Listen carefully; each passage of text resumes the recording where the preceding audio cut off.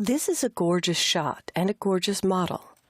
But if I zoom in with Command plus or Control plus, you'll see things that only the camera should see, no one should actually be subjected to.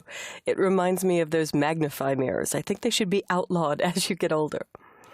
But looking at this, if it's cold in the studio, you may get a little bit of chicken skinning here, and every single mole, or it might be a blemish that's covered with makeup, really pops out at you. In fact, most people have very soft hairs on the face, and the lighting of the studio can make those jump out.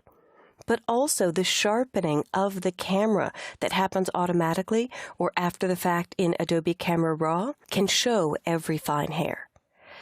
In this video, we're going to focus on some simple yet very powerful skin corrections and brightening the eyes a bit.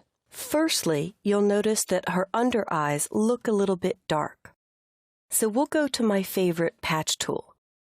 Now I will tell you that the LA Hollywood retouchers use the healing brush tool and clone to a new layer. Because they're paid so much for every shot they're retouching, and because they don't want to have to start over if they go too far, they can use layers and opacity to blend it. But more of my work is get it fixed, get it better, and get it out in a production environment. So these are tricks I use when I know I'm not going to have to go back next week or next month to make edits and bring back the original. I'm going to start, she's got a little makeup here in the corner of her eye by just making a circle around it with the patch tool. And if I drag to something with texture, you'll notice it repeated that crease under her eye. So with patch, it's better to drag to actually a lighter area. You should be using skin to repair skin, but if you pick something slightly out of focus, the patch tool will automatically blend. And you could do that in a few spots. I'm actually not going to remove all the creases under her eyes because I usually run a Hollywood filter on it to blur after the fact, and the blurring will hide a lot of it. But the lighting can often cause shadows under the eyes even when there is none. So under the Dodge tool, it looks like a little lollipop. The default will be midtones, and to tell what a midtone is, I can choose Window and Info. And in Info, I can see that in cyan, magenta, yellow, and black, this area, the tonal range or the colors under the eye are hovering around 50%. Some actually go darker to around 70 or 80, and that would be considered a shadow. In fact, out of the box, your exposure will be 50%, and that will look way too artificial. I usually dial it to between 10 and 20. We'll start with 20, and I'll click away here to deselect. I'll hit my right bracket key on the keyboard to make the brush about as big as the area under her eye that I'd like to repair. And then I could make it a little bit smaller here, and now I've dodged just to remove some of that shadow, most likely caused by the lighting. Over here I can dodge. And then in the eyes, there's a dark shadow and I can't see any of her eye color. Sometimes when everything is this dark, I will just sweep straight across a few times to lighten it up. Also, as we age, our teeth and eye whites tend to yellow, so by brightening the eye whites, we make us look younger, but we also improve the contrast between the light and the dark areas of the eye, really making the eyes pop, or more the focal point of the image. And I could only go so far here. In fact, it's very common that people go way too far, and now she's got glowing eye whites, which look really fake. So using the history brush, the letter Y for history will jump me there, and an opacity, meaning how much of the original do you want to paint back? An opacity of, again, roughly 20% will let me paint back subtle amounts of the original so my corrections look more realistic. The eye whites are brighter. I could see some of the brown of her eyes. And if I go to history, I can scroll up, here's before, scroll down, here's after.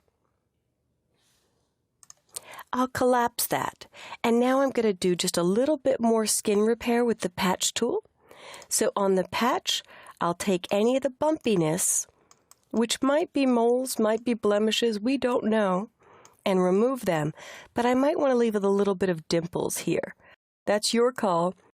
I've heard of some celebrities who always have moles removed by the retouchers, and they wish they left them there because it's part of their face. So just know that. That looks more like a mole. I will leave it alone. So there's a few spots where I may decide to leave it, just depending on whether I think it's a beauty shot or not. A beauty mark, as they would say. If I zoom into her chin, here I can see I've got a little bit of bad texture. So I'll use this area to repair it. Chins always seem to pick up bad patterns or texture. I think it's because our phones hit them a lot, so they're more prone to breakouts. Good, and I've done some great patching. Now, she has a slight double chin. In fact, when I shoot my videos, the last one for my PhotoshopCS6 video had such poor lighting, I swear I had 4 chins. And I know I had weight on me because I had a baby, but I didn't want to have 4 chins. So, in a lot of shots, if people attempt to lean back to get into the photo, or often when you smile, you lean back in excitement, that will cause a double chin. Whether or not you weigh 100 pounds or 200 pounds, everyone can get a double chin just because of the angle that they're leaning at or because of the lighting direction.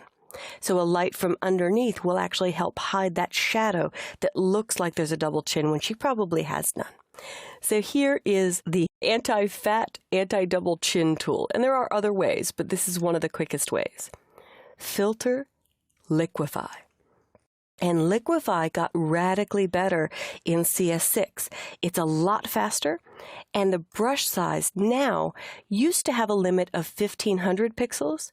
Now it can go to 15,000 pixels. And it does slide very quickly in the beginning. So I want to make my brush size about the size of the chin, and I'm on this forward warp tool. And I'll zoom in with Control plus or Command plus. And I will just take this chin and pull it up. Now you may say, okay, that's really messing with the line of her face. That's completely okay, because I'm going to restore the original line of her face with history. This actually elongates the neck as well, and I'll click OK, and it looks really different and very odd to begin with. Undo, Command Z or Control Z, before, after. So the double chin is more subtle, but the chin itself is wrong. We'll fix that using history. In history, the thing I did right before liquefy was deselect, and I had repaired some imperfections in her chin. So I will take a snapshot of the repaired version and then click on liquefy. If I scroll to the very top of history, I've actually increased my undos to 40. In your preferences, in performance, history states is your number of undos. But I don't want to paint back the original bumpiness of her chin. I want the perfected and corrected snapshot that I just took. So I clicked the brush to indicate when I paint with this history brush, paint with that snapshot. If you're new to history, avoid clicking the icon and avoid clicking the word snapshot 1, because if you do that and do anything, you lose all your undos. Be very careful. If I undo very quickly, I get them back and I can safely go to liquefy the last thing I did. So, history brush source is on snapshot 1, the picture I took of the repaired skin. The history brush itself, I want to go back to 100% opacity, and I'll zoom in, and now I have to imagine where the original chin line was. I'll use my right bracket key on my keyboard to have a nice soft blended brush, and I'll click and drag, letting go periodically so that I have undos. and I'm painting just very low. In fact, sometimes I like to increase the hardness between 80 and 90% so I get a more solid line at the bottom of the chin. I'm painting back the original chin line, but being careful not to paint back the double chin portion. And there I could see the original chin line coming back in. That hardness looks too rough, so I'll undo, and I'll soften it a bit, and this just takes some trial and error. There, more soft, more subtle, smooth strokes to bring back her real chin. I'm not making a new one, I'm repairing one. So let's take a look at before and after. This is the only time I scroll to the very top. Here's before, bad shadows, eyes aren't as bright, dark under the eyes. Go to the last thing in history, history brush, click once, there's after. So this has been permanent, yet safe beauty retouching using patch and history brush with snapshots and opacity. I'm going to save at this point so I have a retouched version, and if I so choose, I can move on to Hollywood, really artificial, bright, contrasty skin. But I'm happy with this for realistic, corrected skin and chins.